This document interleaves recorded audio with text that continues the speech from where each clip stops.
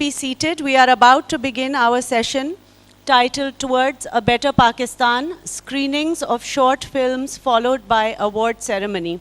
The moderator for this session is Parvez Hoodboy. Please switch off your mobile phones or put them on silence mode. There will be a question and answer session at the end of the discussion. We would appreciate if complete silence is observed while the session is in progress. Parvez Hoodboy is a leading nuclear physicist, public figure and commentator. Currently the Zora and ZZ Ahmed Distinguished Professor of Physics and Mathematics at FC College Lahore. He had previously taught for 40 years at the Quaid-e-Azam University, Islamabad. Parvez Sahab. Welcome to this session. Thank you for being here. It is very early in the morning and it's the first session of KLF today, so thank you again for coming.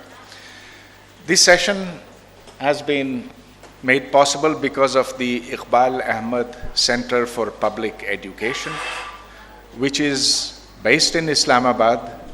Its purpose is to provide an alternative vision of Pakistan and of the world, particularly to young people. Its major activity is to make and have made small, short videos. It also hosts writings, essays, and books which help us towards a more rational and a more humane world. The Iqbal Ahmed Center's philosophy is that of humanism, inspired by the late Dr. Iqbal Ahmed. Iqbal Ahmed, as those of you who attended the session yesterday will know, that he was a public intellectual, a Pakistani who dedicated his life towards freeing people from oppression, from imperialism, and from religious fundamentalism. This year, as last year, the Iqbal Ahmed Center for Public Education hosted a video competition whose title was Towards a Better Pakistan. A very wide variety of subjects were considered appropriate for this video competition. Anything that would lead us towards a better future. So this would include stories, fiction, dramas, anything that could be put in the form of short documentaries. The condition was that each documentary would have to be 10 minutes or less. This year we had 11 entries, which was less than the 23 entries we had last year. Somewhat unfortunate and somewhat hard to understand, but maybe because we did not advertise as much as earlier. However, next year, hopefully we will have maybe 30, 40 entries, and the news has to be spread. The referees for this year were Sharmeen Ubaid Chinoy, who is a winner for the Oscar award, and she would have been here to personally congratulate the winners, but she had to leave for the Oscar ceremony yesterday. The other referee was Meera Sethi. Meera Sethi is also not here, and nor is Ali Faisal Zaidi. We are grateful to all three referees for having viewed all the films and given us detailed comments. Last year, we had as one of our referees Sabine Mahmood. Unfortunately, she is no longer with us. As you know, she was murdered. Sabine Mahmood, as I recall so vividly, was here on the stage, and we miss her deeply. So now let me come to this year's winners. The winner of the third prize is Muhammad Bilal Ismat. He is a student of computer science at the Arid Agricultural University in Rawalpindi. He runs a dramatics club over there and the media club as well at that university. So we shall first view his film, and then I will call on him to make some short comments.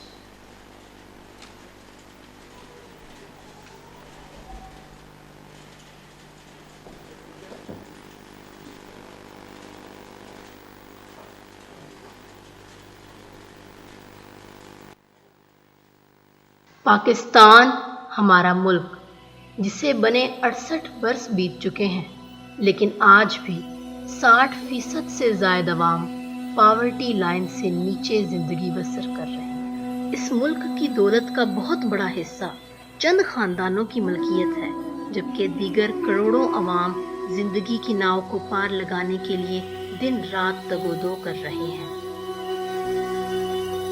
گردش زمانہ کے ستے ہوئے لوگ جب اپنی محدود آمدنی سے اپنے کنبے کا پیٹ نہیں بھر پاتے تو اپنے معصوم بچوں کو اسکول بھیجنے کی بجائے اپنے ساتھ محنت مزدوری پر لگا لیتے ہیں۔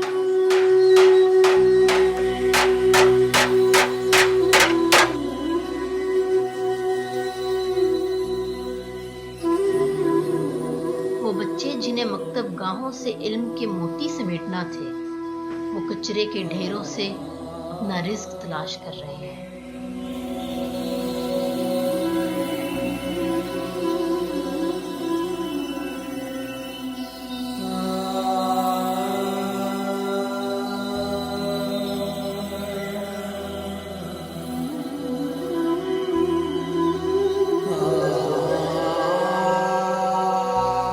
پاکستان میں 33 لاکھ بچے کم عمری میں ہی معاش کی فکر میں لگ چکے ہیں۔ یہ بچے نہ تو تعلیم حاصل کر پاتے ہیں اور نہ ہی اپنے بچپن کا مزہ لے پاتے ہیں۔ غربت نے ان کا بچپن چھین کر ان کے چہروں پر سنجیدگی طاری کرتی ہے۔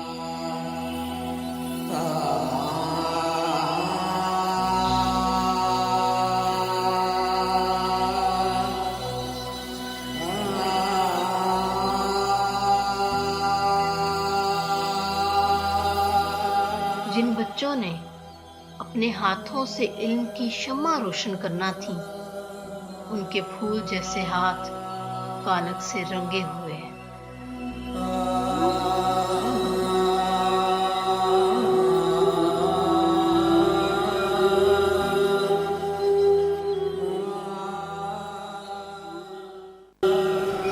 میرا نام محمد شہزاد علی ہے۔ میرے گھر کے مالی حالات ایسے ہیں کہ میں پہلے تعلیم کرتا تھا، میں 8 جماعتیں پڑھ چکا ہوں، اس سے آگے گھر کے مالی حالات ایسے آ گئے جو میں آگے نہیں پڑھنا چاہتا۔ ابھی بھی میرا شوق ہے کہ میں پڑھوں، پر پریشان اور وقت یہ حالات ایسے مجبور بناتی ہیں جو میں نہیں پڑھ سکتا۔ میرے گھر کا، میرے باپ کا میں ایک سہارا ہوں۔ ان بچوں کی شخصیت ادھوری رہ جاتی ہے اور ان میں پلنے والا احساس محرومی ان کو منشیات اور چوری چکاری جیسی بدنما عادات پر لگا دیتا ہے۔ چائلڈ لیبر بری بات ضرور ہے اور اس کو نہیں ہونا چاہیے، لیکن اس کے پیچھے جو بیک گراؤنڈ ہے وہاں تک گورنمنٹ کو جانا چاہیے کہ یہ بچے کیوں روڈ پہ آتے ہیں، کیوں کمانے کے لیے آتے ہیں، ان کی فیملی میں کیا پیچھے پرابلم ہے۔ تو گورنمنٹ کے پاس 2 بڑے آپشن ہیں، ایک زکوٰۃ اور ایک بیت المال۔ ان دونوں سے یہ مالی معاملات ان لوگوں کی کریں تاکہ یہ بچے قوم کا مستقبل ہے، یہ اسکول میں جا سکے، اسکول میں بہتر تعلیم حاصل کریں، ان کا بھی مستقبل روشن ہو، قوم کا بھی مستقبل روشن ہو۔ حکومت کو چاہیے کہ وہ ان والدین کی مالی معاونت کریں تاکہ یہ والدین بچوں کو تعلیم دلوا کر اپنا اور ملک کا مستقبل سنوار سکیں۔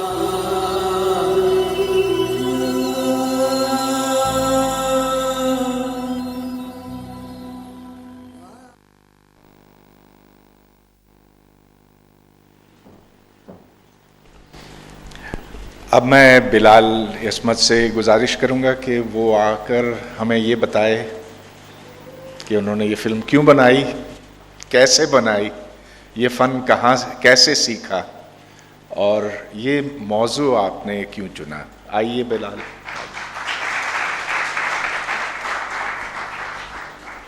السلام علیکم. Thank you Iqbal Ahmed centre for public education کا, جنہوں نے ہمیں ایک موقع دیا اپنی فلمز کو سبمٹ کرنے کا اور اپنا جو میسیج ہے وہ لوگوں تک کنوے کرنے کا. سب سے پہلے میں آپ سے ایک بات شیئر کرتا چلوں کہ جب مجھے پتہ چلا, مجھے پرویز صاحب کی ای میل آئی کہ میں نے یہ ویڈیو کمپٹیشن میں 3rd پوزیشن لی ہے, تو مجھے بہت خوشی ہوئی. لیکن ساتھ ہی میں تھوڑا سا پریشان ہو گیا کہ میں کراچی کیسے جاؤں گا, اسٹے کدھر ہوگا, کیسے سب کچھ ہوگا. تو وہ بھی مینیج ہو گیا, اس کے لیے بھی میں شکر گزار ہوں.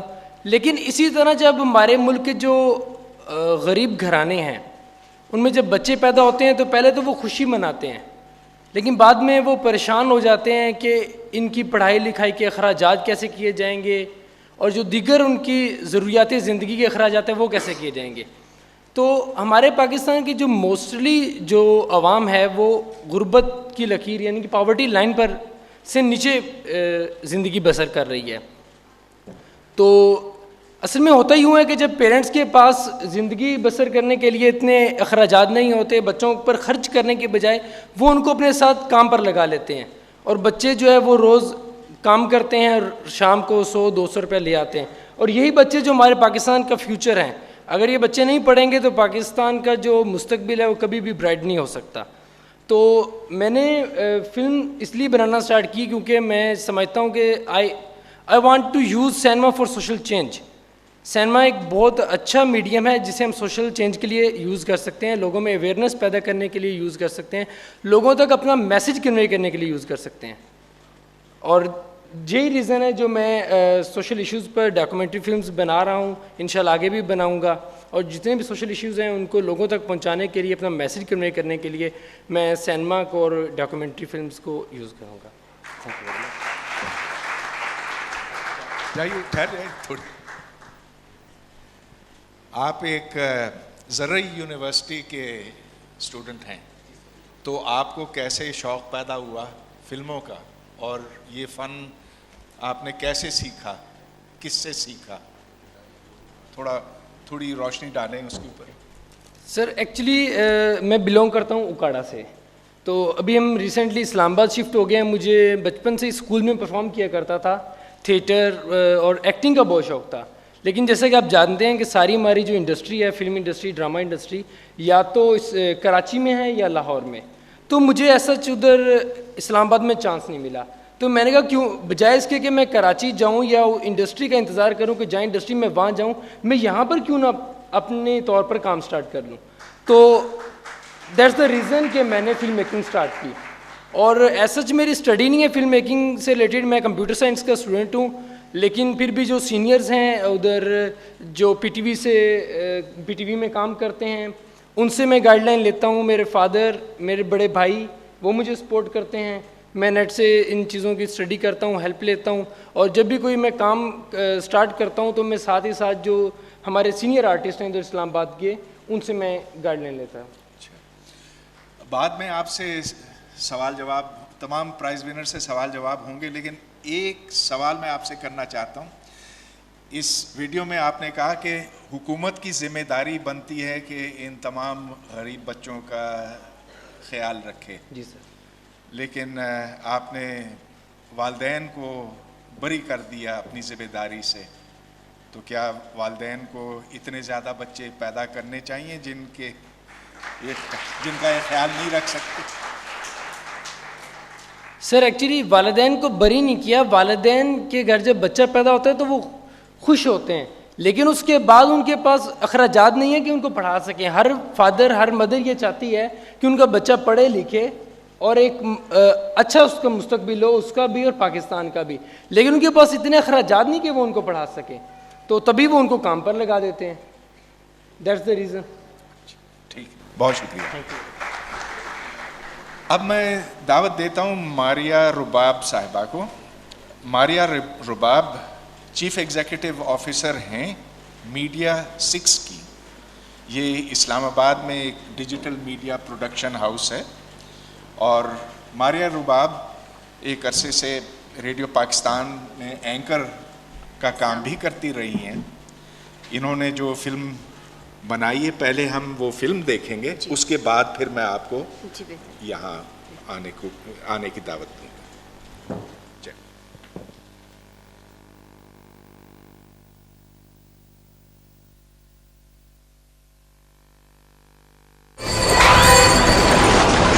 اسلام آباد اور گردنواں میں بھی زلزلے کے جھٹکے محسوس کیے گئے ہیں.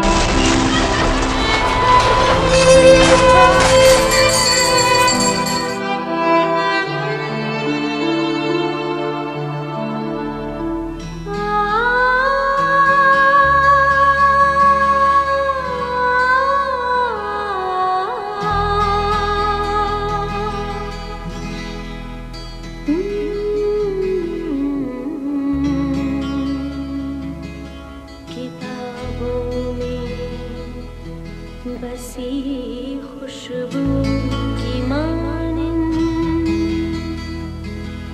سانس ساکن تھی,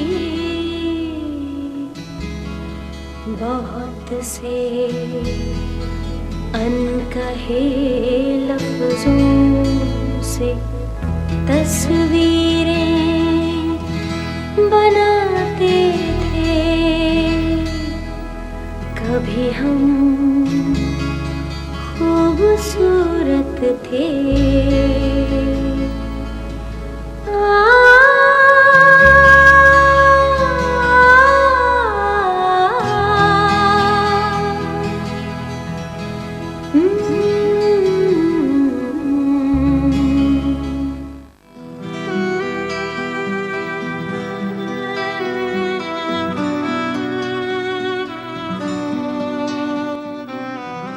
زلزلے کی تباہ کاریاں محتاط اندازے کے مطابق 8 کروڑ انسانوں کو موت کے گھاٹ اتار چکی ہیں.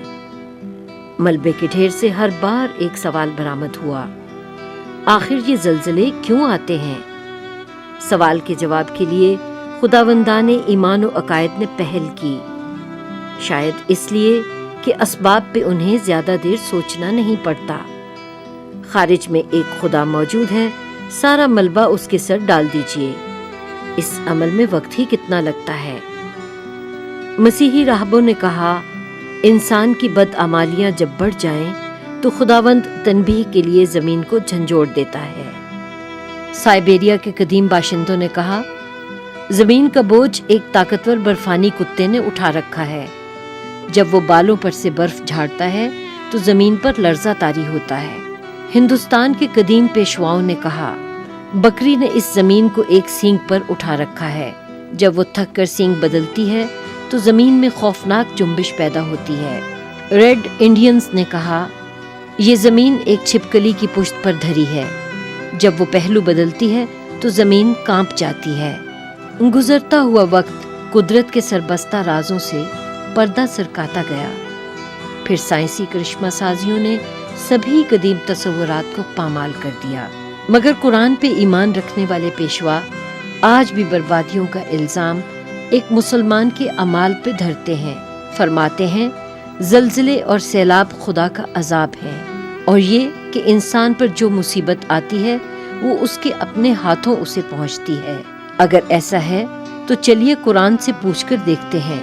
23ویں پارے کی دوسری سورت میں خدا کا کہنا یہ ہے, حضرت یونس علیہ السلام اپنی قوم سے مایوس ہو کر علاقہ چھوڑ گئے تو خداوند نے قوم پر سے آتا ہوا عذاب ٹال دیا. کیوں؟ کیونکہ الوہی ضابطوں میں عذاب تبھی آتا ہے جب کوئی پیغمبر خدا کی طرف سے حجت پوری کر دے. حضرت یونس علاقہ چھوڑ گئے تو حجت کا سایہ اٹھ گیا. اب قوم پر عذاب کیا آتا, الٹا خدا نے حضرت یونس کی سرزنش کی. سوال یہ ہے کہ اب جب اتمام حجت کے لیے خدا کا کوئی پیغمبر ہی نہیں تو پھر عذاب کیسے آ سکتا ہے؟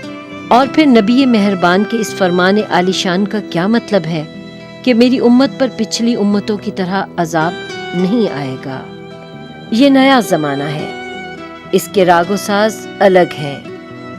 جو سوال ممنوع تھے انہیں علم کے نئے دھارے نے محفوظ راستہ دیا ہے. دانشور کا سوال تو رکھیے ایک طرف, کسی دور افتادہ علاقے کی مفلوق الحال کے سوال پہ کان دھریے. وہ سیاسی اشرافیہ اور خدائی اسٹیبلشمنٹ سے پوچھتا ہے, مجھ سے تعلیم کے مواقع آپ نے چھینے, صحت کی ہر سہولت مجھ پہ حرام آپ نے کی, میرے حصے کا رزق آپ مل بانٹ کے کھا گئے, میرے بچوں کے منہ سے نوالا آپ نے چھینا, میرے سر پر سے چھت آپ نے اڑا دی. خود بتلائیے کہ عذاب کی کوئی حقیقت اگر باقی ہے تو اس کا کوڑا کس پر برسنا چاہیے, مجھ پہ کہ آپ پہ؟ عذاب کی بے راہ روی تو دیکھیے کہ جب بھی آتا ہے سب سے پہلے میرے گھروندے کو رونتا ہوا نکل جاتا ہے, پلک جھپکتے میں میرے رشتے نگل لیتا ہے, آپ کو ہوا دے کر بھی نہیں گزرتا, آپ میرے خون پسینے سے کھڑے ہونے والے محل میں سلامت رہ جاتے ہیں. آخر کیوں؟ صرف اس لیے کہ دنیا کو بتا سکیں کہ میری ماں اپنے اعمال کے سبب ملبے تلے دب گئی, میرے گھر کو میری سیاہ کاریاں بہا لے گئیں. کیسی بدعمالیاں اور کیسی سیاہ کاریاں. ہم تو گناہ خریدنے کی سکت بھی نہیں رکھتے صاحب. ہمارے دستیاب گناہوں میں کیا واقعی اتنی بجلی ہوتی ہے کہ وہ نشیمن کو جلا کر خاکستر کر دے؟ قدرت کا نظام کیا اس قدر غیر منصفانہ ہے کہ آپ کے حصے کا عذاب بھی مجھے ہی سہنا پڑے؟ جواب تو ایک مفلوق الحال کے سوال کا بھی نہیں, مگر دانشور ایک اور سوال کو لے کر سرگرفتہ ہے. سرگرفتہ اس لیے کہ ستاروں سے آگے کی دنیا سے ہو آنے والا انسان گواہی دے رہا ہے کہ زلزلے تو چاند اور مریخ پر بھی آتے ہیں. کیا کیجیے؟ کیا اگلا عرصہ اس انسان کی کھوج پہ صرف کر دیا جائے جس کے اعمال چمکتے چاند کے چہرے پہ بدنما داغ بنے ہوئے ہیں؟ تضاد سے بھرپور تشریحات دراصل اس سچائی کو واضح کرتی ہیں کہ فقیہ شہر سے غلطی ہوئی ہے. غلطی پہ اصرار کیا جائے تو جرم بن جاتا ہے. یہ فکری جرائم ہی تو ہیں جنہیں قرآن کے غلاف سے ڈھانپتے ڈھانپتے انسان کی مشکلوں میں اضافہ کر دیا گیا. خدا کا کہا بالکل برحق ہے کہ تمہیں مصیبتیں پہنچتی ہیں تمہارے ہی ہاتھوں پہنچتی ہیں. بجا ہے, بالکل بجا ہے, مگر کیسے؟ جب انسان گئے وقتوں کی خستہ پٹیوں پہ ہانپتی کانپتی ٹرینیں دوڑائے گا تو نتیجے میں گھر کی منزل کے بجائے گور کا عذاب آئے گا. جب انسان تباہ حال طیاروں پہ پڑی گرد کو ہاتھ نہیں لگائے گا تو طیارے رن وے کے بجائے رانگ وے پہ ہی اتریں گے. جب انسان صدیوں پرانی عمارتوں پر انحصار کرے گا اور تعمیر کے لیے ہاتھ پاؤں کو حرکت میں نہیں لائے گا تو زلزلے کی ہلکی سی انگڑائی اسے کھنڈرات میں بدل دے گی. قدرت کا اپنا ہاتھ ہے, انسان حرکت نہ کرے تو وہ حرکت میں نہیں آتا, بریک نہ لگائیے تو حادثہ ہی ہوتا ہے. زہد و اطاعت سے نہیں, پاؤں کی حرکت سے گاڑی رکتی ہے. آؤ سچائی کی طرف. سچائی یہ ہے کہ 14ویں اور 17ویں صدی کے بیچ آنے والے زلزلے صرف سوئٹزرلینڈ اور امریکہ میں 8 لاکھ انسانوں کو تہہ خاک پہنچا چکے ہیں. اس کے بعد کے زلزلوں نے صرف جاپان سے 3.25 لاکھ انسان چھین لیے. ہر بار شیوخ نے انسان کی فاتحہ پڑھ کر الزام خدا اور مردے پہ رکھ دیا, مگر کب تک؟ انسان سوچے بغیر رہ نہیں سکتا. اس نے زمین میں نگاہیں گاڑ لیں, سر اٹھایا تو انکشاف کیا. زمین کی بالائی پرت مختلف پلیٹوں میں منقسم ہے. جب زمین کے اندرونی کرے میں پگھلے ہوئے مادے یعنی میگما میں کرنٹ پیدا ہوتا ہے تو جھٹکے سے پلیٹیں سرک جاتی ہیں. یہی وجہ ہے کہ بیشتر ان علاقوں میں خوفناک زلزلے آتے ہیں جو ان پلیٹوں کے جوڑوں پہ واقع ہیں. علم کی اس دیرینہ دریافت کے بعد سمجھ میں آیا کہ بدکاروں کے وہ محلے جو زیر زمین پلیٹوں کے جوائنٹس پہ واقع نہیں ہیں وہاں عذاب کیوں نہیں آتے. اس حسن تضاد نے انسانی ذہن کو یکسو کر دیا. جاپان کا باشندہ منصوبہ بندی پہ آمادہ ہو گیا, حکمت عملی کے لیے ہاتھ بڑھائے. خدا پہ الزام دھرنے کے بجائے اپنی منصوبہ بندی پہ شک کیا. تعمیرات کی سائنس پھر سے ترتیب دی. زلزلے نہ سہی, عذاب تو روکا جائے. وہ دن ہے اور آج کا دن ہے. جاپان میں زلزلے تو بہت آئے, عذاب پھر نہیں آیا. بہتر پاکستان کا ظہور منصوبہ بندیوں کے پردوں سے ہو سکتا ہے. ہم نے خدا پہ الزام دھرنے کی روش ترک نہ کی, تو ہر بار زلزلے کے ساتھ عذاب چلا آئے گا. یہ روش ترک کر کے عقل کو زحمت دی تو زلزلے گاہے گاہے آتے رہیں گے مگر عذاب ٹل جائے گا.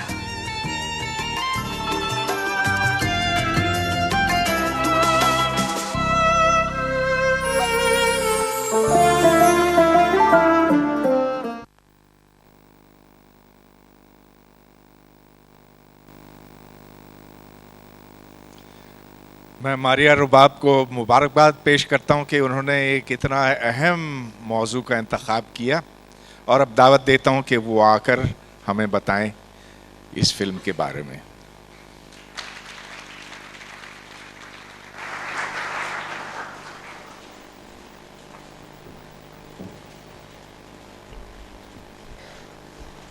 السلام علیکم and very good morning to all of you. یہ ویڈیو بنانے کے لیے میں نے ٹورڈز اے بیٹر پاکستان میں ڈیزاسٹر کا ٹاپک منتخب کیا تھا. اس کی وجہ یہ تھی کہ پچھلے کچھ عرصے میں جنوبی ایشیا کے دیگر ممالک کی طرح پاکستان بھی قدرتی آفات کا شکار دکھائی دیتا ہے، جیسے خشک سالی، سیلاب اور زلزلے ہر سال میں بستیوں کی بستیاں اجاڑ دیتے ہیں.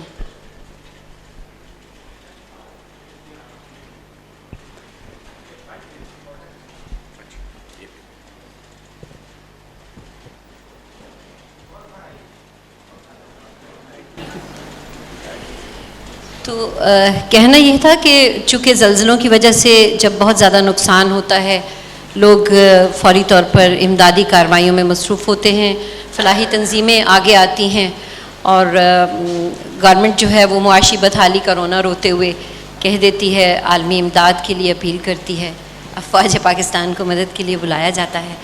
تو اس وقت چاہیے تو یہ کہ ہم سب اپنے مصیبت زدہ بہن بھائیوں کی مدد کے لیے آگے بڑھیں، لیکن ہوتا یہ ہے کہ ایک بے ثمر قسم کا مباحثہ شروع ہو جاتا ہے کہ یہ زلزلے اور یہ قدرتی آفات جو ہیں یہ اللہ تعالیٰ کا عذاب ہیں، اور خاص طور پر وہ لوگ جو اس کا شکار ہو گئے ہیں وہ اپنی بدعمالیوں کی وجہ سے، اور یہ اس قدر تکلیف دہ صورتحال ہوتی ہے کہ بجائے اس کے کہ ہم ان کی مدد کریں. اور اس بیانیے میں جو یہ صورتحال ہے، کیوں نہ ہم یہ سوچیں کہ ہم اپنی عقل اور ٹیکنالوجی اور بہتر تعمیراتی سائنس کو اپنا کر، چونکہ پاکستان خطے میں ایسے خطے میں واقع ہے جہاں پر زلزلے آنے کے امکانات بہت زیادہ ہیں، تو اس کے بجائے کہ ہم اس کا الزام اپنی بدعمالیوں پر یا لوگوں کی بدعمالیوں پر دھریں، ہم اس کے لیے سائنس کو اپنائیں، عقل استعمال کریں، ٹیکنالوجی. اور میں نے یہ بھی کوشش کی کہ اس روایتی جو بیانیہ ہے اس کا جائزہ لے کر اور مکالمے کا رخ تبدیل کیا جائے، لوگوں کی سوچ کو تبدیل کیا جائے. جب یہ سوچ تبدیل ہوگی کہ یہ نقصانات ہماری بدعمالیوں کی وجہ سے نہیں بلکہ قدرتی آفات جو ہیں وہ اس کی وجہ سے ہیں، اور خاص طور پر زلزلے تو چونکہ ایسے خطے میں پاکستان واقع ہے جہاں پر اس جوائنٹ پہ ہے جہاں زلزلے زیادہ آتے ہیں، تو یہ سبب تھا کہ میں نے زلزلے کا ٹاپک منتخب کیا تاکہ ہم اپنی سوچ کو بدلیں اور ایک بہتر حال اور ایک بہتر مستقبل کو جو ہے وہ تعمیر کر سکیں.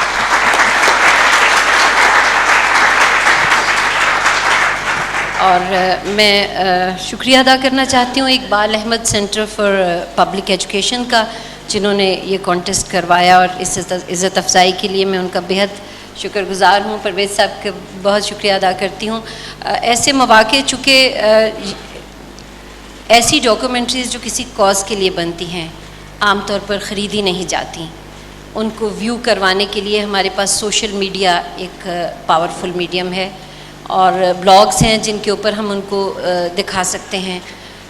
میں اس کے علاوہ اس سے پہلے اور ایسی ویڈیوز بھی بناتی ہوں، لیکن زیادہ لوگوں کے یہ ویڈیو دیکھنے کا سبب چونکہ Iqbal Ahmed centre for public education ہے، میں خاص طور پر ان کا شکریہ ادا کرتی ہوں. اور Iqbal Ahmed centre for public education اس ڈیجیٹل میڈیا کے دور میں عوام میں جو شعور اور علم کی روشنی پھیلا رہا ہے وہ بھی قابل تحسین ہے. اس کے لیے بھی میں ان کو بہت مبارکباد پیش کرتی ہوں. اور میں شکریہ ادا کرنا چاہتی ہوں اس ویڈیو کے اسکرپٹ رائٹر محمد یونس کا، جو فرنود عالم کے کلمی نام سے پہچانے جاتے ہیں، جنہوں نے ایک بہت مضبوط اسکرپٹ لکھا جس کی بہت زیادہ ضرورت بھی تھی. اور میری ٹیم میڈیا 6 میں میرے ڈائریکٹر فوٹوگرافی نظرت الیگزینڈر، میرے ایڈیٹر راہیل اور واحد، میرے پروڈکشن اسسٹنٹ داؤد اور شکیل، ان سب کی محنت اور محبت کی وجہ سے ہم اس کامیابی تک پہنچے ہیں. اور میں شکریہ ادا کرتی ہوں اپنی فیملی کا، جن کی محبت اور مجھ پر کانفیڈنس جو ہے وہ مجھے اس وقت یہاں پر رکھے ہوئے. اور آخر میں آپ سب کا بےحد شکریہ ادا کرتی ہوں، last but not the least, کہ آپ سنڈے کی مارننگ میں اتنا جلدی اٹھ کر یہاں آئے، اس تقریب میں شامل ہوئے، اس ویڈیو کو دیکھا اور اس کو پسند بھی کیا. تھینک یو ویری مچ. بہت بہت شکریہ. بہت شکریہ. اس موضوع کی اہمیت کا اندازہ آپ یوں لگا سکتے ہیں کہ جب 2005 میں وہ زلزلہ آیا جس میں تقریباً 90,000 لوگ ہلاک ہوئے، تو اس وقت پاکستان میں سوائے چند سائنسدانوں کے کسی نے یہ کہنے کی جرت نہیں کی کہ اس کے پیچھے جو وجہ ہے وہ محض قدرتی ہے، کہ اس کا ہمارے اعمال سے دور کا بھی تعلق نہیں. تو مجھے یہ یاد ہے کہ جب میں اپنے طلباء کو لے گیا تھا بالا کوٹ اور راولا کوٹ کی طرف، تو ادھر تقریباً ہر شخص کے منہ پہ یہ بات تھی کہ یہ ہمارے اعمال کی وجہ سے عذاب ہم پر اترا ہے، یہ ایک عذاب الہی ہے. اور یہ بات ان کو وہاں کے ملاؤں نے بتائی. ہم ان سے اس وقت بحث کرنا نہیں چاہتے تھے کیونکہ وہ تکلیف میں تھے، لیکن جب میں اسلام آباد واپس پہنچا قائد اعظم یونیورسٹی، تو اس شام کو مجھے جیو ٹیلی ویژن نے ایک مباحثے میں دعوت دی تھی جہاں 3 علماء تھے اور میں اکیلا تھا. اور انہوں نے سب سے پہلے پوچھا علماء سے کہ 2 سنی تھے ایک شیعہ. اینکر نے پوچھا کہ ایسا کیوں ہوا؟ تو پہلے عالم نے یہ کہا کہ ایسا تو ہونا ہی ہے، جب لوگ روزہ نہیں رکھتے، نماز نہیں پڑھتے، جب وہ زکوٰۃ نہیں دیتے، تو پھر آخر اللہ تعالیٰ یہ کب تک برداشت کر سکتا. دوسرے نے بھی کچھ ایسی بات کی اور ساتھ سورہ زلزل بھی سنا دیا. اور تیسرے نے کہا کہ نہیں، کہ یہ اصل میں عذاب نہیں ہے، یہ تنبیہ ہے، یہ راہ راست پر لانے کے لیے ایک نشانی ہے. تو پھر جب مجھ سے پوچھا تو میں نے کہا کہ دیکھیے میں تو عالم نہیں ہوں، ایک ادنا سا سائنسدان ہوں. میں آپ کو یہ بتا سکتا ہوں کہ جب زمین وجود میں آئی تو اس وقت وہ ایک پگھلا ہوا گولا تھی، اور جیسے جیسے وہ گولا ٹھنڈا ہوتا گیا ویسے ویسے اس کی سطح منجمد ہوتی گئی. پھر اس کے تودے بنے، اور تودے جب ایک دوسرے کے اوپر رکھے ہوئے ہوتے ہیں اور ایک پھسل جاتا، اس کو ہم زلزلہ کہتے ہیں. اور یہ زلزلے لاکھوں اربوں سالوں سے آتے رہیں اور اگلے لاکھوں اربوں سالوں تک آتے رہیں گے. پھر میں نے کہا کہ دیکھیے میں علماء کی تو بہت قدر کرتا ہوں، مگر میں ان سے یہ جاننا چاہتا ہوں کہ آخر جو بیچارے بالا کوٹ اور ناران اور ان علاقوں کے رہنے والے ہیں اور جو راولا کوٹ آزاد کشمیر کے ہیں، وہ اتنے بڑے گناہ گار کیسے بنے، جبکہ اصل پاپی جو ہیں وہ تو رہتے ہیں کراچی میں اور اسلام آباد میں.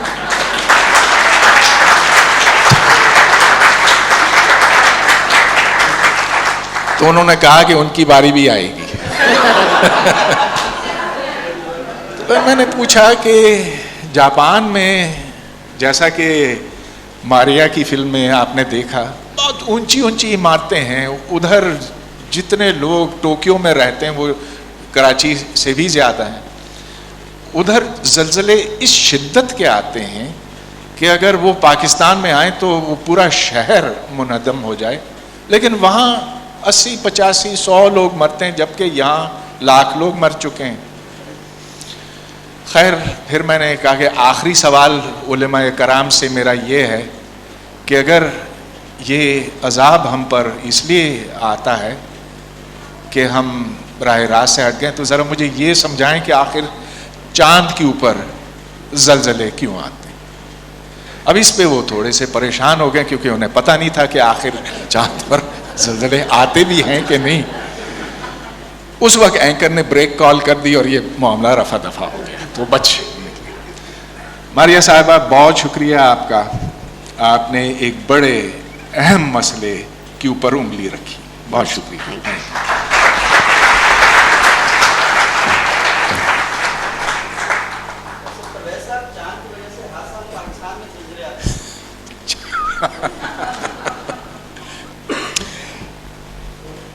فرسٹ پرائز دو ایسے لوگوں کو ملا ہے جنہیں پہلے بھی Iqbal Ahmed centre for public education video competition میں مل چکا ہے، اظہر شان اور ایوب ملا، لیکن انہیں پہلے تھرڈ پرائز ملا تھا، اس دفعہ فرسٹ پرائز ملا. اب میں یہ چاہوں گا کہ ان کی فلم دکھائی جائے اس سے قبل کہ انہیں یہاں دعوت دی جائے.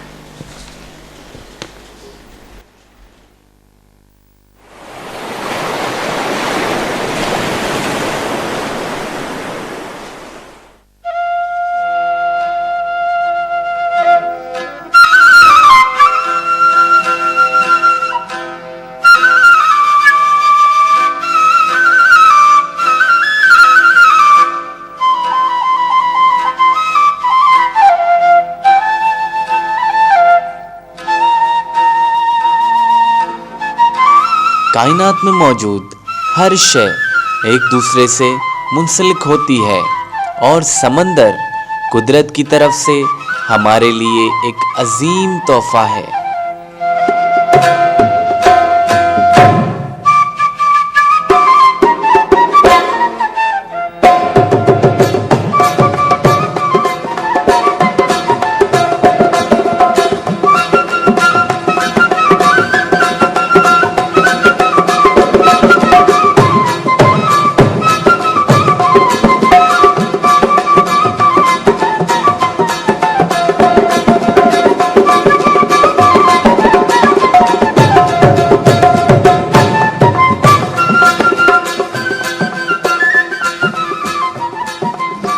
سمندری حیات سے ہماری زندگی وابستہ ہے، ہم اسی سے جی بھی رہے ہیں. ہمارے ملک کو بھی قریباً جو 22 ارب روپے سالانہ ان سے جو ٹیکس ہے وہ ملتا ہے. اس کے ساتھ ساتھ 7 لاکھ ٹن مچھلی جو وہ پکڑی جاتی ہے، اس سے بھی حکومت کو بھی فائدہ ہوتا ہے. اور یہ 40 لاکھ ماہی گیر اس ملک میں بستے ہیں، ان کی بھی روزی روٹی کا بندوبست ہوتا ہے. مچھلی کا استعمال دنیا کی بہترین خوراکوں میں شامل ہے. مچھلی ہمارے لیے ویسے تو غذا کے طور پر بھی دنیا کی جتنی بھی غذائیں ہیں جیسے گوشت ہے یا سبزی وغیرہ یا اور قسم کی غذائیں، ان سب سے مچھلی ایک بہترین غذا ہے. خاص طور پر انسان کا جو وہ کہتے ہیں نا کہ جو ماہی گیر ہوتا ہے اس کا جو آنکھوں کی نظر کبھی کم نہیں ہوتی.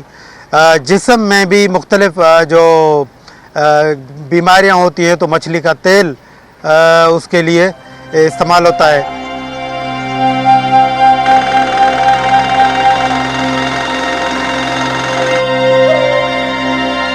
سمندر میں موجود تمر کے درخت بھی ہمارے ماحول میں ایک اہم کردار ادا کر رہے ہیں. دیکھیں تمر کے بہت زیادہ فائدے ہیں. ایک تو تمر مچھلیوں کی نرسری ہے.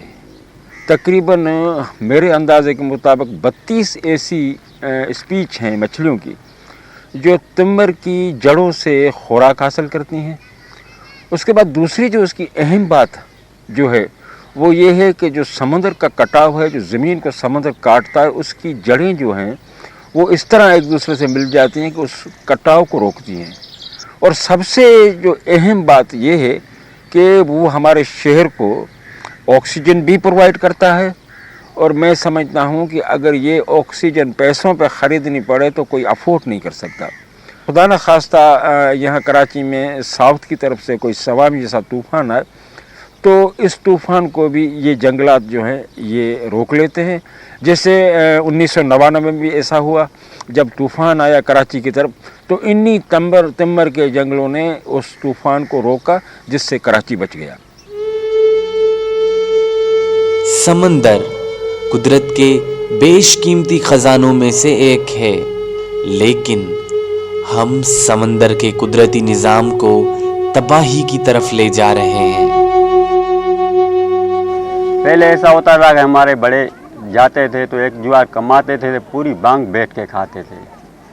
अभी है एक दिन भी हम नहीं जाते हैं तो भूखे रह जाते हैं।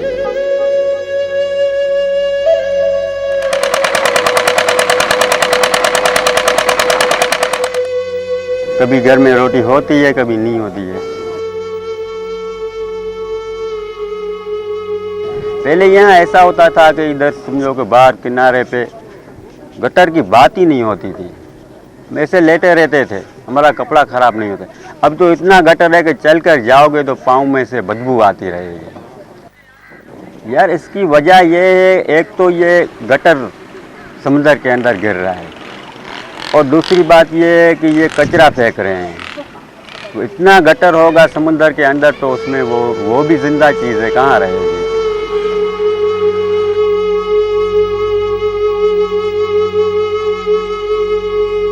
दूसरे हम ये कि मुख्तलिफ़ किस्म के जो फर्नेंस आयल हैं और तेल हैं ज़ाया शुद्ध और मुख्तलिफ़ किस्म के जो हैं वो गिलाज़तें हैं, गंदगी है, वो चीज़ें डालकर हम अपने माहौलियात, अपने समंदर को बुरी तरह उसका नुकसान कर रहे हैं।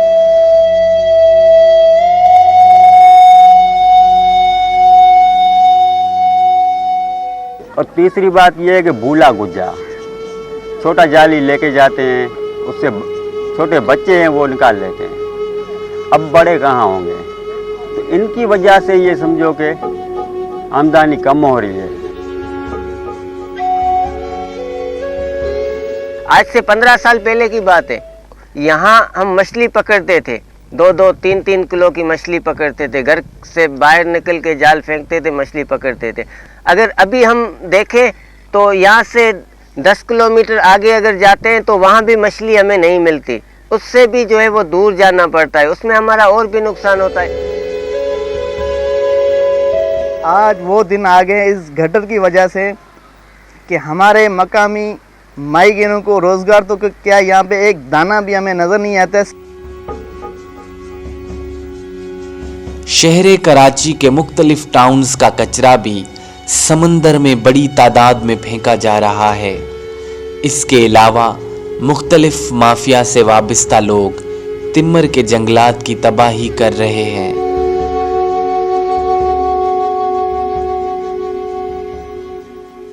जब से गैस महंगी हुई है और कमर्शियल गैस और महंगी हुई है तो जो कंपनियों में बेलर वगैरह लगे हुए हैं वो तो सारे तिम्बर को काट के उसका ईंधन बनाते हैं।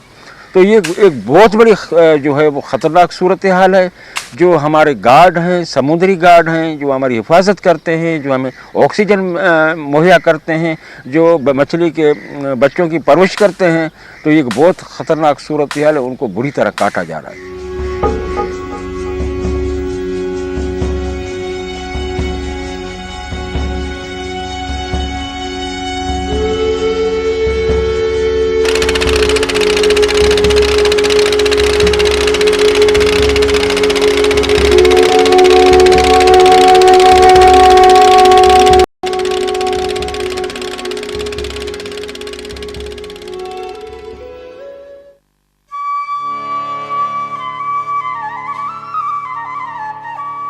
हमारी हुकूमत इस हवाले से ना हमारी असम्बलियाँ ना हमारी जो है वफाकी असम्बली, तो इस हवाले से कोई जो है इस पे बात नहीं होती है।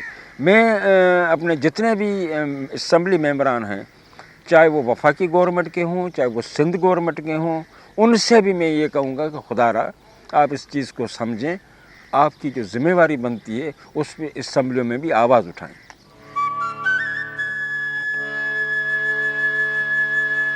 समंदर को इस तरह भी बचा सकते हैं कि पूरी हमारे शहरों, गाँवों और ज़मीनों और फैक्ट्रियों का जो वेस्टेज है, जो जहरीला मवाद है, वो हम समंदर में ना फेंकें।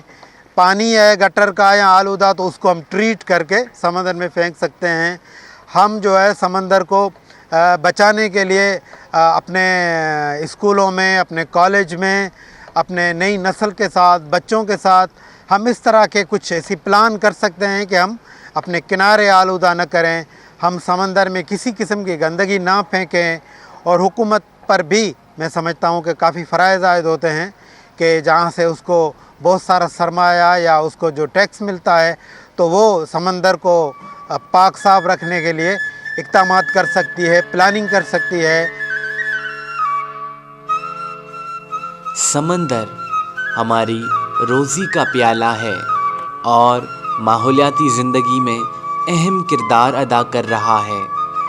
कुदरत के इस ख़ज़ाने को बचाना, इसका तहफ़्फ़ुज़ करना हम सब की ज़िम्मेदारी है।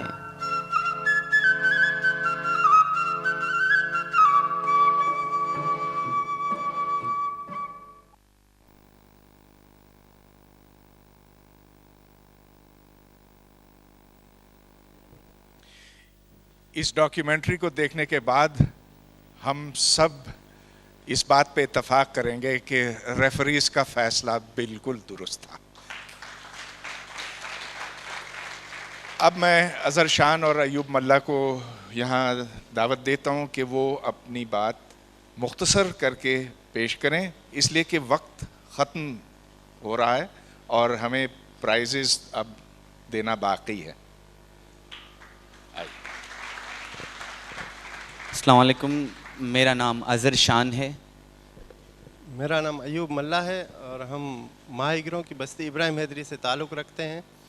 माहिगीरों के बहुत सारे मसाइल हैं, माहिगीर मसाइल से घिरे हुए हैं, लेकिन उन मसाइल को देखकर हमें बहुत दुख होता है और दुख इस बात का भी होता है कि डायरेक्टली हम उन मसलों को हल नहीं कर सकते, लेकिन फ़िल्म डॉक्यूमेंट्री एक ऐसा ज़रिया है हुक्मरानों तक इन मसाइल को पहुंचाने का कि हम अपने मसाइल उन तक रख के अपनी आवाज़ पहुंचा सकें डॉक्यूमेंट्री के ज़रिए। तो हमने एक कोशिश की ये फ़िल्म सिसकता समंदर बना के कि हम अपने हिस्से का दिया जो है वो जलाने की कोशिश की। हमने अपने हिस्से का दिया जलाया है। लेकिन आपको बताता चलूं कि जब तेज़ हवाएं हों तो दिया जलाना बहुत मुश्किल हो जाता है। इसी तरह इस फिल्म सिसकता समंदर को मुकम्मल करने में हमें बहुत सारी मुश्किलात हुई। हमारे पास सिवाय एक DSLR कैमरा के और कुछ भी नहीं था। एक पुराना कंप्यूटर था लेकिन वो भी हमारा दुश्मन बन बैठा और ख़राब हो गया। तो हमने सोचा कि शायद किस्मत भी इस बार यही चाहती है कि ये फ़िल्म मुकम्मल ना हो, लेकिन अंदर से एक आवाज़ आई कि अगर आप कुछ करना चाहते हैं तो आपको रास्ता मिल जाएगा, अगर आप कुछ करना चाहते हैं तो आपको रास्ता मिल जाएगा, अगर नहीं करना चाहते तो कोई बहाना मिल जाएगा। तो बहाने के बजाय हमने कहा कि रास्ता तलाश करते हैं। फिर अपनी जमा पूंजी से एक नया कंप्यूटर लिया और इस फिल्म की शूटिंग के दौरान भी हमें बेतहाशा मसाइल का सामना हुआ, लेकिन अंदर में ये था कि कुछ कर दिखाना है, एक जज्बा था, एक जुनून था। और साथ साथ में जिस मौजू पर हम ये फ़िल्म बना रहे थे वो ना सिर्फ माहीगीर कम्यूनिटी बल्कि कराची और पूरे मुल्क का एक अहम मसला था। और मैं आपको बताता चलूं कि पिछले साल हमने इसी स्टेज पर हमारी फ़िल्म दास्तान ज़ैनब के लिए 3rd प्राइज़ रिसीव किया था, जैसा कि सर परवेज़ अली हूद भाई ने बताया।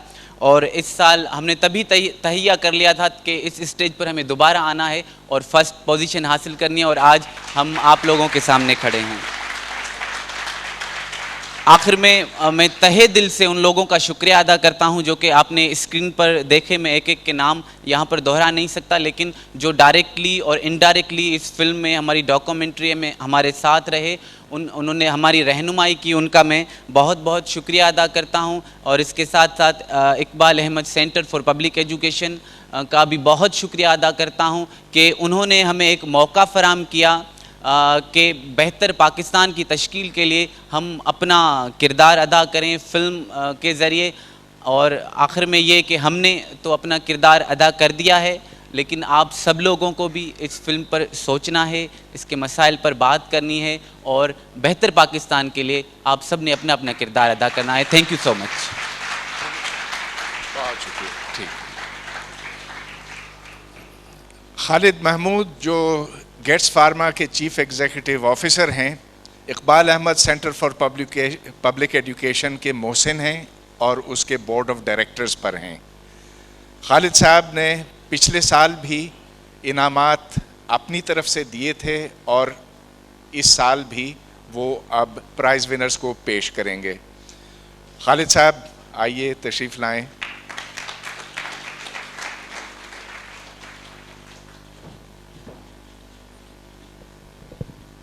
شکریہ. یہ جو گیٹس فارما کا ایک کارپوریٹ سوشل رسپانسبلٹی کا ایک ویژن ہے، وہ اس کے علاوہ کہ وہ under privilege members of the society کے جو ایجوکیشن اور ہیلتھ کے علاوہ ان کا یہ ہے کہ جو پاکستان کی جو ایک کلچرل ہیریٹیج ہے جو ختم ہوتی جا رہی ہے، بدلتی جا رہی ہے، اس کو ہم واپس لانے کے لیے جو بھی ہم تھیٹر، آرٹس، فلمز کی فنڈنگ کر سکیں وہ کرتے ہیں. اور اس کے علاوہ جو ہماری جو اویئرنیس، ہماری جو انوائرمنٹل ڈیگریڈیشن ہے، جو کہ اس وقت پیپل یعنی نام چومسکی صاحب سے لے کے پوپ نے کہا ہے کہ انسان کو جو اس وقت سب سے بڑا خطرہ ہے وہ کلائمیٹ چینج اور انوائرمنٹل ڈیگریڈیشن ہے. یعنی یہ کہ وہ چومسکی جیسے صاحب اتنا بڑا اسکالر کہہ رہے ہیں کہ امپیریلزم سے زیادہ خطرہ جو ہے وہ اس وقت کلائمیٹ چینج ہے. تو مجھے یہ خوشی ہے کہ اس وقت جو اس وقت یہاں پہ جو ایک ڈاکیومنٹری بنی ہے وہ انوائرمنٹ کے بارے میں ہے، اور جو کہ سسکتا سمندر ہے. اس میں تقریباً چند سال پہلے ہم نے ایک شہری کے ساتھ مل کے ایک ویڈیو پروڈیوس کی تھی، تقریباً 27 منٹ کی ہے، سٹی بائی دا سی. یہ 3 زبانوں میں ہے. اس میں انگلش، اردو اور سندھی میں یہ ٹرانسلیٹ کی گئی ہے. اس کے اندر پاکستان کراچی میں جو تقریباً 500 ملین گیلنز آف انٹریٹڈ را سویج ایوری سنگل ڈے یہ ہمارے سمندر میں ڈمپ کیا جاتا ہے. اور ہمارے ملک کے پاس دنیا کے بہترین ہتھیار ہیں اور دوسری چیزیں ہیں، ویپنز آف ماس ڈسٹرکشن میں ہم لوگ سب سے آگے ہیں، مگر اس شہر میں را انٹریٹڈ سویج جو ہے 500 ملین گیلنز ایوری ڈے سمندر میں ڈمپ ہوتا ہے. اور ہمارے دریا جو ہیں جو پنجاب کے، وہ دنیا کے 10 بڑے پوائزنس زہریلے سمندروں میں دریاؤں میں سے اس وقت ہیں. اور کراچی میں تو پھر بھی سمندر پانی لاتا ہے باہر سے، مگر دریا میں یہ ممکن نہیں ہوتا کیونکہ اوپر سے جو پانی آ رہا ہے وہ بھی انڈیا میں وہاں پہ بھی تقریباً کچھ ایسا ہی حال ہے. تو وہاں پہ وہ پانی اتنا ہی زہریلا آ رہا ہے.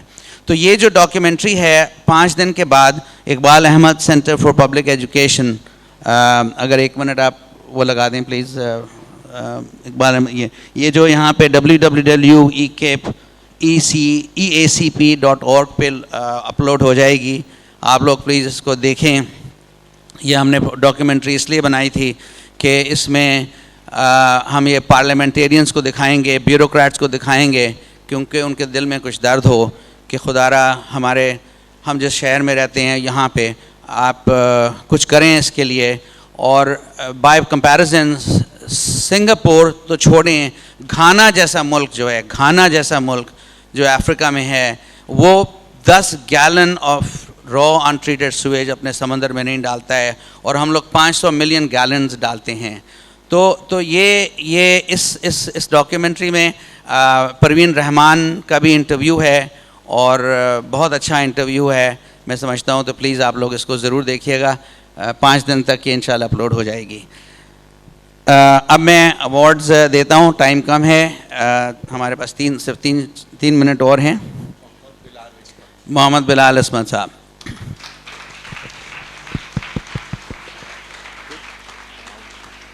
amount of award is 50,000 rupees.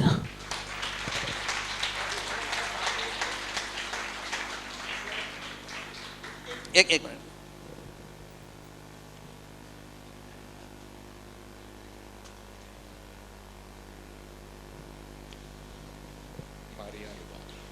Maria रुबाब साहिबा, मुझे एक क़िस्सा याद आया. मैं जब 2005 में जब ज़लज़ला आया था, मैं कश्मीर गया और जब फ़्लाइट में मेरे साथ एक साहब साथ बैठे थे और वो मुझसे ये लड़ते गए कि ये सिर्फ जो है ये ज़लज़ला हमारे गुनाहों की वजह से आया है. मैं अस्पताल गया, वहाँ पे एक बच्ची 8 साल की जिसके माँ बाप दोनों उस ज़लज़ले में मर चुके थे, उसकी स्पाइन टूट गई थी और उल्टी लेटी हुई थी वो, और डॉक्टरों ने कहा कि सारी ज़िंदगी सिर्फ उल्टी लेट सकती है. तो मैंने फिर ये कहा, सोचा कि मेरा खुदा इतना जालिम नहीं हो सकता कि इस बच्ची के ऊपर ये अज़ाब डाले, जबकि सारे गुनाह जो है वो ऐवानों में और महलों में होते हैं. और जैसे डॉक्टर परवेज़ हुड बॉय ने कहा, ये पार्लियामेंट्स में, GHQ में, इन जगहों पे होते हैं. यहाँ पे कैसे ये गुनाह कोई कर सकता है कि जहाँ ऐसा खुदा कैसा हो सकता है कि इस बच्ची को करे. मैंने फिर उन साहब को दावत दी, उनको बुलाया और मेरे ख़्याल में वो थोड़े से कन्वर्ट हो गए थे. शुक्रिया. Thank you. Ji thank you. 50,000.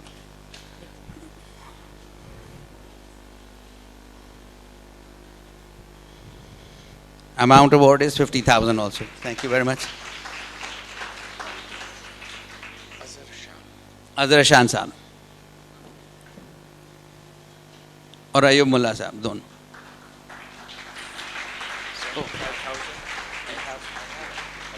I have another 40. I think there's another envelope there.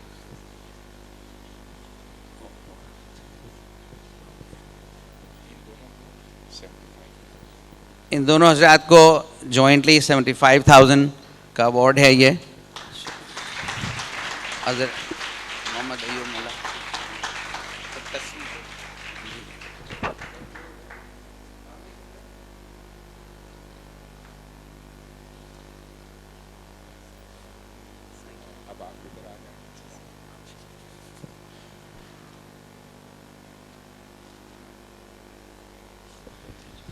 बहुत शुक्रिया आप सब लोगों का. Thank you very much and this session is over.